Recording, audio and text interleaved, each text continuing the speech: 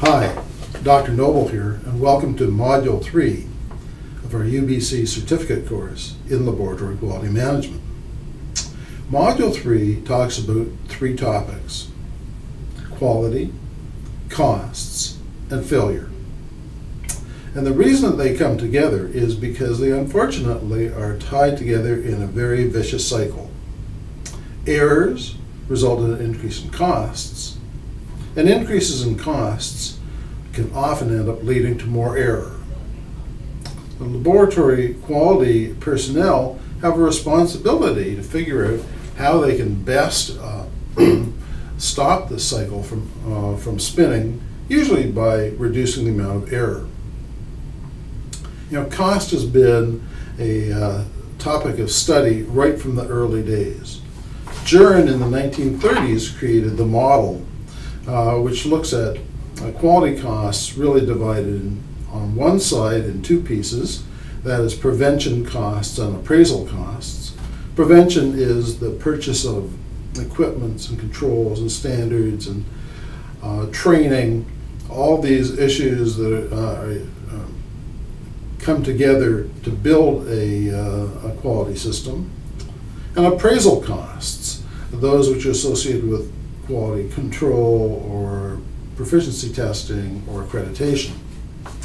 And on the other side of the equation are failure costs, the costs associated with finding a mistake, finding a faulty product. And if the product is caught before it is released from the factory in the industry model, that would be called an internal failure cost. If it's an external failure cost, that would mean that the product has left the factory and may have to go through a factory recall. And you're aware of what happens often in the auto industry or in the toy industry when massive numbers of samples massive numbers of product have to be recalled. In Jern's model, repeatedly, he demonstrated that if prevention costs, for example, had a value of 2, then appraisal costs are usually lower, usually in the range of 1 to 1.5. And on the other hand, internal failure costs, before the product has left the factory, are much higher, often in the range of 4 to 4.5. And external failure costs would be much greater than that, often 6 or 7. So we have 4 values: the prevention costs, the appraisal costs, the internal failure costs, and the external failure costs. What he also ended up demonstrating was that if an organization were to spend a little bit of extra money on either the prevention or the appraisal, the incremental change in failure costs is huge, and that they drop largely. So small changes by small increases in prevention or appraisal can result in large savings in terms of failure. And that's an important message in our laboratories as well. But there are some problems associated with the Jern model. And one of them is in terms of attention.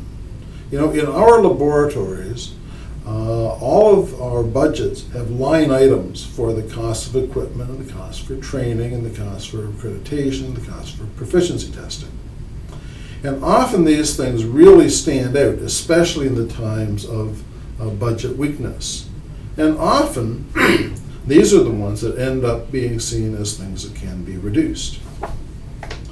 What most administrators are unable to calculate or unable to find are their internal and external failure costs, because there is no single line item. And usually they are only found in very special and particular situations. For example, if there was a large recall that had to occur because of an analyzer failure, or if there was a problem associated with contamination of samples from an internal source. In those situations, in those special situations, we will see that failure costs in laboratories can be just as high and just as spectacular as they are in the Jern model. But others have looked at the quality and recognized that in fact the costs associated with error are often much greater than just money. For example, often the greatest expenditure in trying to recover from an error is the amount of time that is spent. And often it is spent by people working at the bench level who should be doing other work, but their time is consumed with these error-correcting tasks. In addition to that, as the amount of time goes by, people are under pressure, they end up causing rushing, things happen, and the amount of effort, physical strain that they undertake, or energy that they consume, stress and anxiety markedly increase. And often we talk about the costs of poor quality really as team costs: time, effort, energy, and money. So let's look at some of those team costs for a moment. You know, if we make a simple a labeling error or a demographic error in a laboratory, and again, it may take a couple seconds for it to be created, but then goes downstream and a number of samples now have got a wrong label on them. If that gets picked up along the way, it may take a relatively short period of time, often only about 30 minutes, for it to be corrected. But even that is large compared to the quarter of a second or the second or two that it took to create it. If we have a mechanical problem with a pipette or a problem with a piece of equipment, the amount of time in correcting those errors can take much longer, often a couple of hours. And if we have the situation where samples are analyzed on a faulty analyzer, but it's not picked up until 50 or 60 or 100 patients have been tested, then we're into the major costs associated with external failure costs, because all those samples have to be recalled, physicians have to be called, patients have to be called, samples have to be redone, and we can spend hours, days, weeks, and sometimes months in terms of correcting those. In one large study that was done, when we combined all the errors that occurred over a period of time, such as a month, we found that on average, every error consumed about 2 hours of time.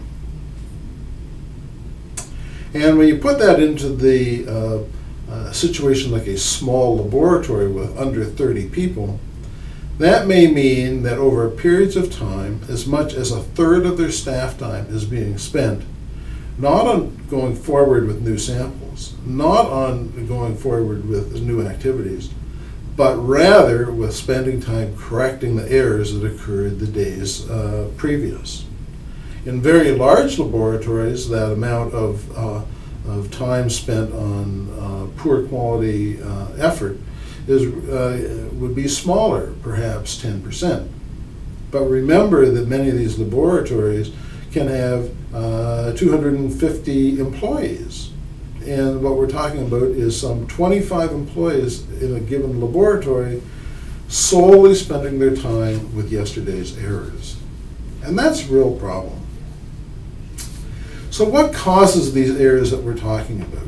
Well, most of them are caused not by mechanical errors and not by poor reagents, although sometimes those are the things that are associated with them. But the vast majority of them are associated with slips, distractions, and personal judgments. Most of them are caused by well-intentioned people, well-knowledged, well-trained, and working in a laboratory that make an intermittent slip. It happens. But when we look at why those slips occurred, sometimes they are because we are working people at a very fast pace. Sometimes we're asking them to multitask. Sometimes we're causing them to be working in rooms that are too crowded or too noisy. So the opportunities for distraction are very high. So once we open up the subject of quality, costs, and failures, you can see there are a number of things that we can be talking about, like how can we reduce is it possible for us to reduce numbers of slips? Is it possible for us to be providing more effective and efficient working environments so that people are less likely to make those distractions? So we have a lot to cover in the next 3 weeks. I look forward to talking to you over Module 3 about quality, costs, and errors. Many thanks, and see you soon.